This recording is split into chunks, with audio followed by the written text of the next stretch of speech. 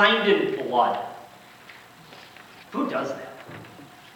Have you ever known anybody to sign something in blood? Have you ever seen anybody actually prick their finger so that they can write their signature on a sheet of paper? Anybody ever see that before? Not surprised.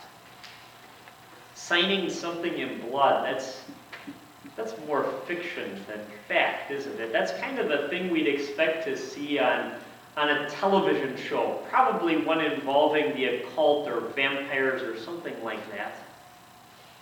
Signing in blood. People don't really do that kind of a thing. That's just a way of speaking, isn't it? We talk about signing something in blood, not because we're actually going to prick our fingers to sign it, the document, but we talk about signing something in blood because we're going to be committed to it, right? Think for a moment about the stuff in life that you use that phrase to refer to. Think about the kinds of agreements or promises that you would make that you'd sign in blood, that you'd want to be absolutely committed to. Probably the thing that is maybe closest to being something that would be signed in blood is your marriage promise, right? Promise to be faithful, to love your spouse in sickness and in health until death parts you.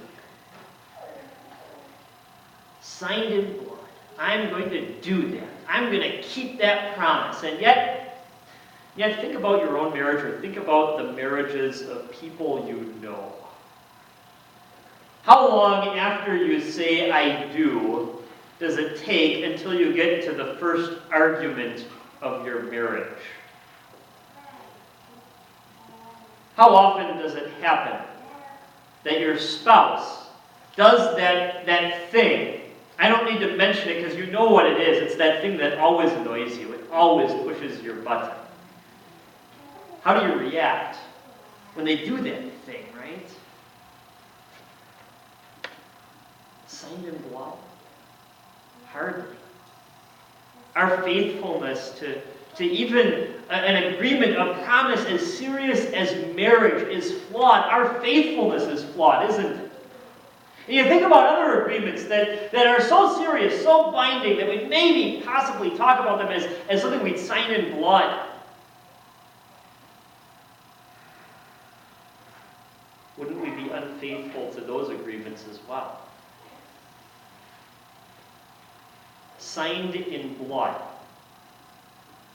That's literally what Jesus did. I mean, he literally pricked, not his fingers, but his brow. He pierced, not just one finger, but he pierced both hands and both feet and his side for good measure, so that he could pour out enough blood to sign a heavy-duty contract of forgiveness, your forgiveness. He spilled out and sprinkled his blood to say to you, I will forgive your sins. I will cover them over. They will be washed away in all the blood that I'm going to spill on this contract. In fact, Jesus keeps sprinkling out that blood, doesn't he? That blood of the new covenant, he pours it out again and again, Sunday after Sunday, as he pours it out for you for that forgiveness. That Jesus, he signs in blood.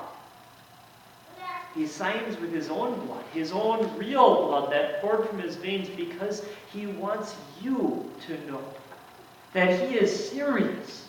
He wants you to know that he is serious about wiping out every one of your failings. He wants you to know that he is committed. He will be faithful and never, ever abandon his promise to wash those sins completely away. Jesus signs in blood. A blood that speaks a far better word than any promise you or I could ever make. Jesus signs in blood to tell you that you are forgiven. A lesson from Hebrews chapter 12. But you have come to Mount Zion, and to the city of the living God, heavenly Jerusalem, and to innumerable angels in festal gathering, and to the assembly of the firstborn who are enrolled in heaven, and to God, the judge of all, and to the spirits of the righteous made perfect, and to Jesus, the mediator of a new covenant, and to the sprinkled blood that speaks a better word than the blood of Abel. This is the word of the Lord. We continue with hymn 20. During that hymn, we'll collect our offering.